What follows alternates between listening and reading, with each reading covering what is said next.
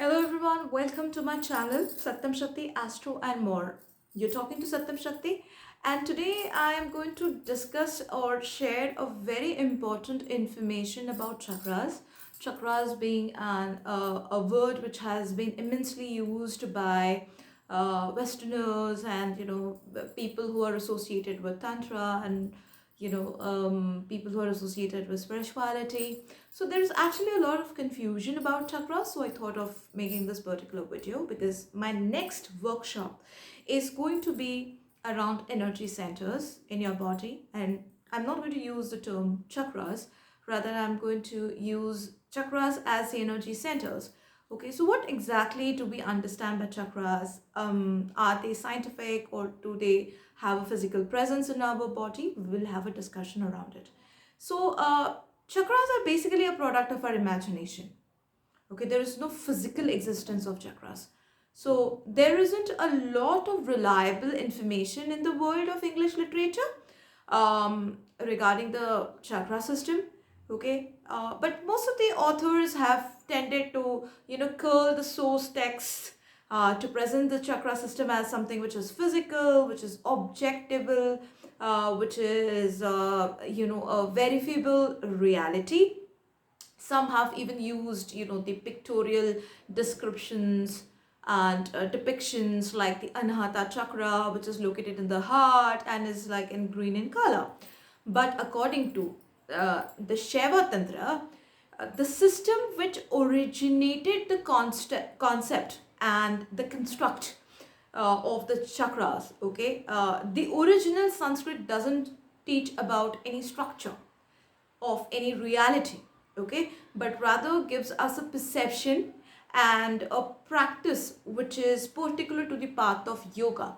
Okay, so we are taught to visualize certain things, certain models for specific purposes, and in this case a subtle object made of a colored light shaped like a lotus and spinning wheels at a specific um, um, you know at a specific point in your body. Okay, by activating it using certain mantra syllables in order to achieve the one particular goal to another. Okay, these are all mystical means and they do not have any scientific proofs. Okay, so for example, when the literal Sanskrit reads the 12 petaled green lotus at the heart center, the yogi is being told to visualize a 12 petaled lotus.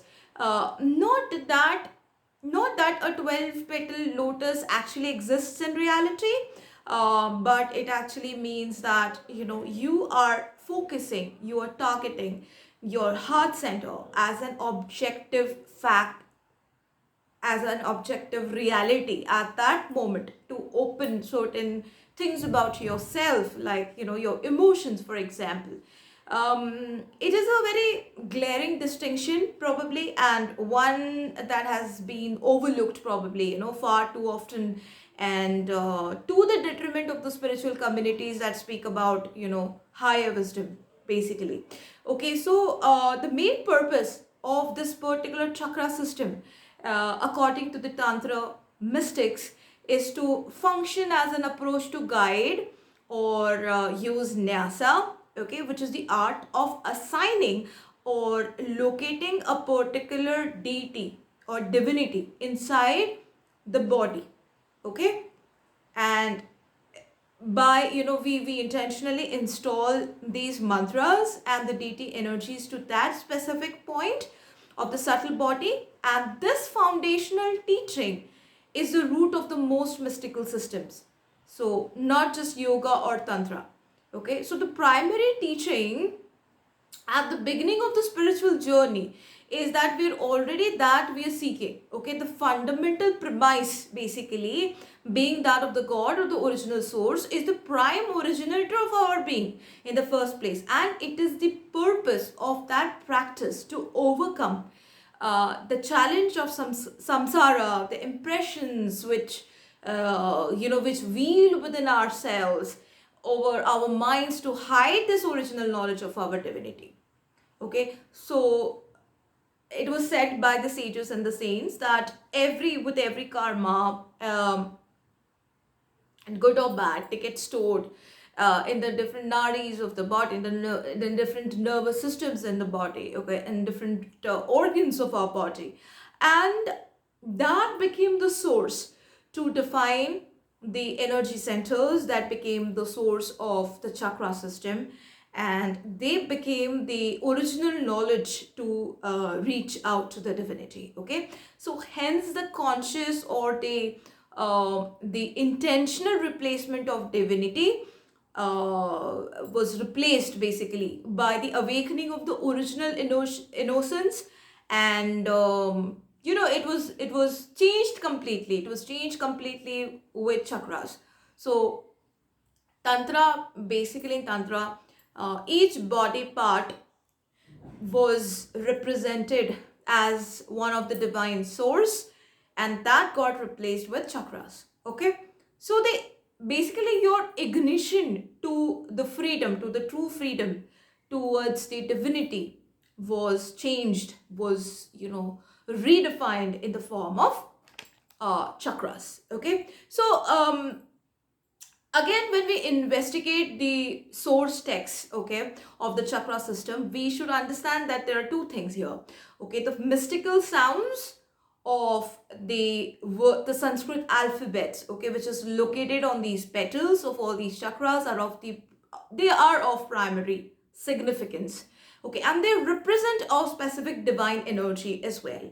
Okay, and that each chakra is associated with a specific Hindu deity. So for example, you can say the root chakra is associated with Ganesha or Ma Durga or the goddesses.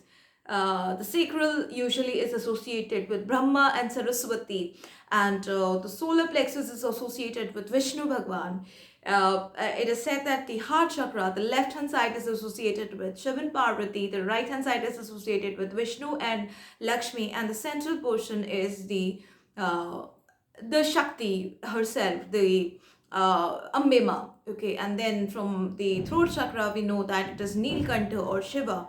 The third eye is also again associated with Shiva, Aghora Shiva. And the crown chakra can be associated with the energy that you have been manifesting. Okay, so likewise, again, remember that this chakra system is a perspective. It is a perspective template for nyasa. Okay, and in nyasa you visualize a specific mantra syllable in a specific location, in a specific chakra, in your energy body, while you're silently intoning that deity inside you. Okay, which is specific to that particular syllable. Okay, so this process of intoning is called ukara, and the practice can be approached vocally until the practice is established well enough to go silent with it. So I hope I'm able to explain what it actually means.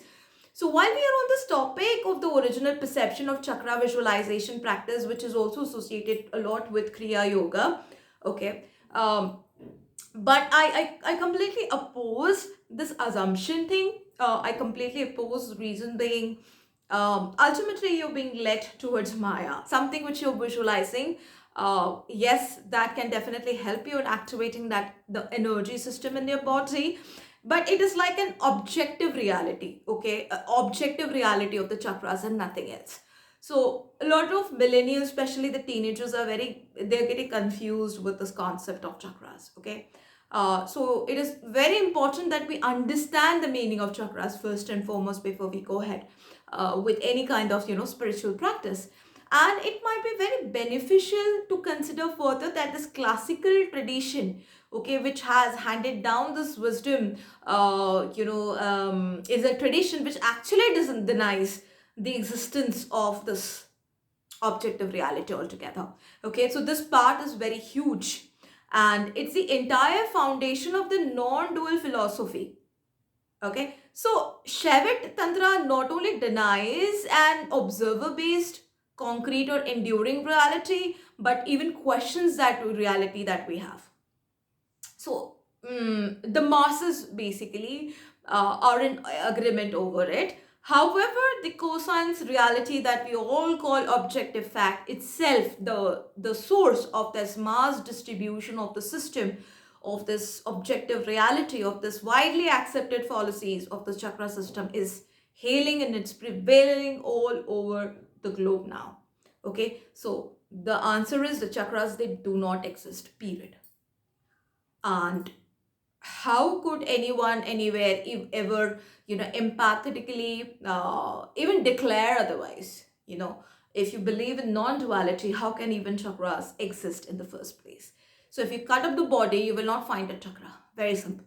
Okay, but the yogic tradition, it offers a practice and perspective that tells us that anything which is visualized consistently over a period of time, it actually eventually manifests into a direct experience or reality. Very simple. So it's just a method, it's just a way of manifesting the chakras, and in the form of like these energy centers getting triggered and activated means you're actually working on your prana system, or you're actually working on the energy which is associated with that center, okay, which depicts the different organs of that particular area, okay. And isn't this the one like teaching found at the foundation of so many new age formulas for reality these days? Like if you see even the healing modalities like Reiki or pranic healing or Lama Fera, for example, and a lot of other modalities, but I just name them. They do use this concept of chakras, okay. And even like law of attraction these days, which is an overhyped word for the millennials and for the Gen X, Gen Z people. So law of attraction is also revolving around the chakra system these days, okay. So this is one of the overarching perspectives of the tantric philosophy, and this idea that one creates that reality, okay, based on the power of their imagination. That is actually the real kriya yoga, or you can say the law of attraction, okay. So yet at the same time, distinctions must absolutely be made between imagination and visualization and experience. A lot of people, they get confused, and they take visualization as to be the reality, but this is not the reality, to be precise, okay. So a profound practice will necessarily be multi-sensory, and it will be kinesthetic. So consider, for example, for a moment, the raw power of imagination of a child. Okay, the children, I think they imagine the most, right? So consider the the power of imagination of a child in a personal and a social environment, while the child is socially developing. So it is very foundational, a very verily a pillar of reality for the child at that moment. And when it's intentionally harnessed, it becomes a lightning rod for the child to create a reality for it. So that's how even chakras work for the kundalini awakening, okay. So for more of the tantric or the yogic way, I think we can talk further. We can have a discussion on this as well. If somebody wants to object and somebody wants to speak about chakras, they're most welcome. I'm also going to run a workshop on chakra system and like on kriya yoga meditation, which will be coming next. And if at all you're interested, do subscribe to my channel. Share this video with your friends and families. I'm here on this channel to burst myths and share the raw reality. Thank you so much. Bye bye.